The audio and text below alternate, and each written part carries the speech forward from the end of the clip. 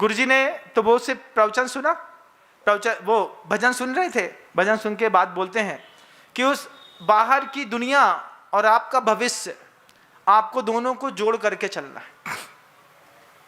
फिर पता चला कि दुनिया में सबसे ज़्यादा कपड़ा अगर बिकता है तो ब्लैक कलर का, काले कलर का कपड़ा बिकता है। और काले कलर के कपड़ों में जो लोग ब्लैक कलर के अंडरगारमेंट्स पहनते हैं, उस अंडरगारमेंट्स जो होते हैं वो शरीर के मर्म स्थानों का स्पर्श करते हैं। मर्म स्थानों के स्पर्श में उस कलर के चक्कर में पैदा होने वाले पसीने और कलर के रिएक्शन से वहाँ पर जितने भी मर्म स्थान थे, उन सारे के सारे मर्म स्थानों में विशेष प्रकार के रोग होना शुरू हो गए।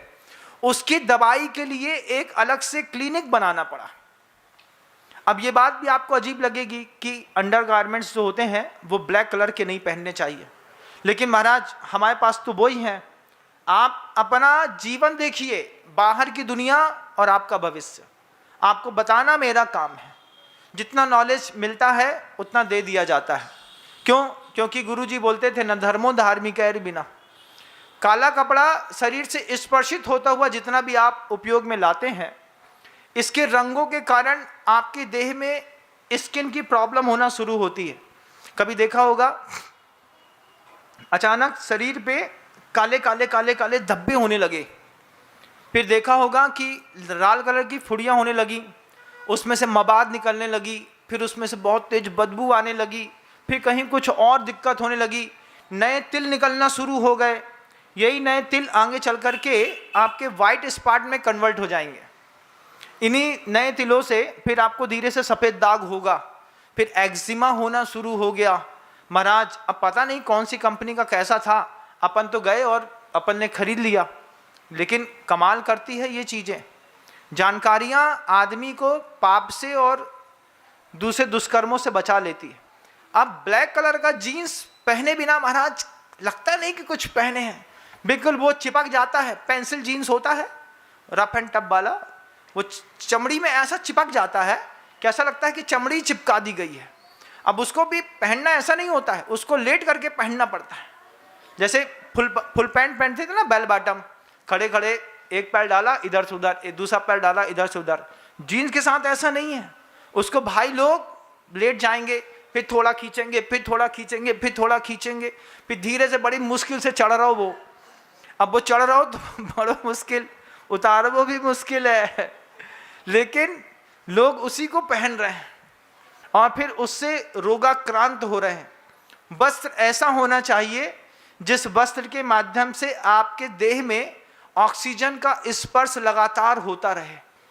लेकिन बिना ऑक्सीजन के स्पर्श से शरीर के अंदर के रंग बदलने लगते हैं, अंदर में लाल कलर के बड़े बड़े दाग होने लगते हैं, बाद में वो गांठें होती हैं, फिर गांठें होने के बाद उन्हीं गांठों में विशेष प्रकार की कोई बीमारियां पैदा हो जाती हैं। बाहर की दुनिया बड़ी अजीब है, भोजन संबंधी, वस्त्र संबंधी, सुनने संबंधी भी, गाने संबंधी भी। देखिएगा पहले के संवाद देख लीजिए आप, आज से 30 साल पहले के मूवी को देख करके आज की मूवी से 30 साल पहले की मूवी का एक बार कंपैरिजन करिएगा, बस एक बार। जादूगर सैया छोड़ मोरी बैया, हो गई आधी रात अब घर जाने दे, वो गाना चलने वाले आज बच्चे हनी सिंह का गाना सुनते हैं। हनी सिंह का गाना मतलब वेलगैरिटी के चरम पर पहुंचा हुआ आदमी है वो, जितना अश्लील बोलता है। रैप सॉन्ग सुनते हैं, रैप सॉन्ग सुन कर के फिर वैसी हरकतें करते हैं, और वैसी हरकतें करने पर कॉन्वेंट स्कूलों में उनको इनाम दिया जाता है। कॉन्वेंट स्कूल में जब एनुअल फंक्शन होता है, एनुअल फंक्शन में अगर मान लो किसी बच्चे ने रैप सॉन्ग के ऊपर कोई सॉन्ग कर दिया, अच्छा बोल दिया, तो उसको मेडल मिल जाता है। लेकिन बच्चे को कैसा संस्कार मिलता है एक बार आप सोचिएगा। बच्चे के संस्कार बिगड़ते हैं कि नहीं। लेकिन एनुअल फंक्शन है महाराज, गए, हमारा बच्चा हनी सिंह के गाने में और डांस करेगा, आज हम उसकी वीडियो बनाएंगे और वीडियो बना करके सोशल मीडिया में वायरल करेंगे। यही बच्चा आगे चल करके जब अपना वीडियो देखेगा तो क्या सोचेगा। आज कितनी खुशी हुई मुझे जब हमारे शाह परिवार एक नए आगंतुक जिन कुल के एक नए श्रावक को लेकर के मंदिर में आए।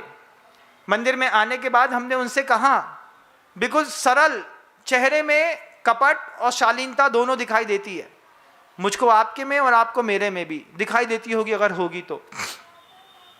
मैंने उनके शांत चेहरे को देख करके बस एक ही बात कही कि जिनेंद्र भगवान का इतना बड़ा मंदिर बन रहा है, ये बच्चा 40 दिन बाद पहली बार मंदिर आया है, इस बच्चे के नाम पर इसके वजन के बराबर की चांदी मंदिर निर्माण में दान देनी है।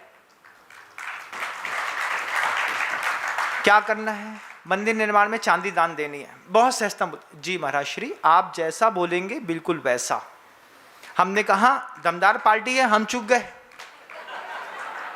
पहली बार में हमने कुछ मांगा, कोई हाँ कर दे, जैसे कोई हाँ करता है तभी हमको बुरा लगता है, हमको लगता है चूक गए बिनम सागर तुम, इनसे बड़ा माल लिया जा सकता था।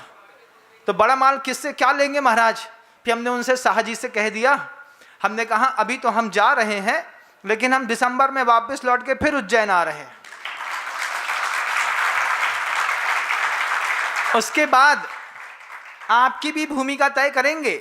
जितने बड़े आदिनाथ भगवान जी हैं आपकी बेदी पे रखे हैं, इतनी बड़ी एक प्रतिमा तो मैं उनसे ले ही सकता हूं, ऐसा मेरा मन बन रहा है। वो भी बनाए तो अच्छी बात है। आज नहीं मांगेंगे, जब वक्त आएगा तब बोलेंगे, लेकिन बोलेंगे जरूर। आचार्य सिंह जी कहते थे, बिनम सागर गैया दुहे बिना तो दूध नहीं देती, दूहना तो पड़ता है, और दूहने पर गैया दूध ना दे तो फिर वह गैया नहीं है। हमको तो गैये दिखती हैं सब। जैसे उनको देखा क्या शालीनता थी कि आज वो फोटो खिंचाएंगे अपने बच्चे का। हमने कहा तराजू में एक तरफ बच्चा रखिए, दूसरी तरफ उसके वजन की चांदी, और फिर डिजिटल कैमरे से बढ़िया उसका फोटो खींचिए। फोटो खींच करके दीवार पे उसको अच्छा बड़ा करके टांग दीजिए, और उसमें डेट डाल दीजिए, और लिखिए कि पहले जन्मदिन पर पहले देव दर्शन पर हमने भगवान के मंदिर में अपने नाती के बराबर जो है चांदी दान दी। पूछा इससे क्या होगा? आप सोचिए, आपके यहाँ एक बच्चा है, उसकी आपने एक ऐसी फोटो खींची बगल में चांदी रख करके, और उसके हाथ से आपने दान करा दिया। जब बच्चा 24 साल का होगा, किसी तीर्थ निर्माण में 24 साल पहले उसके नाम की चांदी कटी होगी, जब वो कोई जॉब कर रहा होगा, जब उसको बताएंगे कि बेटा जे बे बब्बा महाराज हैं जिनने जब तुम्हारे पैदा भये थे तो इतने चांदी दिलवाई थी, उसको लगाव किससे किससे होगा? उन भगवान से भी, मंदिर से लगाव होगा। इसी मंदिर में हमारे दादाजी ने, परदादा जी ने हमारे वजन के बराबर चांदी दी थी। कल को उसकी छत गिर रही होगी तो वो वहाँ के अध्यक्ष से बोलेगा, इसमें हमारे पिताजी ने चांदी लगाई थी, अब हम इसको पूरा का बनवाना चाहते हैं, क्योंकि पैसा आ रहा है। एक से दूसरी, दूसरी से तीसरी भावनाएं बनती हैं। दुनिया बड़ी अजीब है। आप अपने बच्चे के जन्मदिन पर छक्कों को पैसा देते हैं। कितना देते हैं महाराज? 50,000 ले जाएंगे, 35,000 ले जाएंगे, बड़े आसामी होंगे तो 1 लाख रुपए ले जाएंगे, नाचेंगे, बड़ी बड़ी तालियां बजाएंगे तुम्हारे घर के अंदर, पूरी नौटंकी करेंगे। छक्कों को पैसा दिया, लेकिन पहले टेंपल डे पर अपने बच्चे के नाम पे मंदिर में कुछ नहीं दिया। छक्का ज्यादा बड़ा हो गया तुम्हारे बच्चे के कारण। महाराज उसकी बद्दुआ लगेगी, उसकी बद्दुआ लग जाएगी, इसका डर है।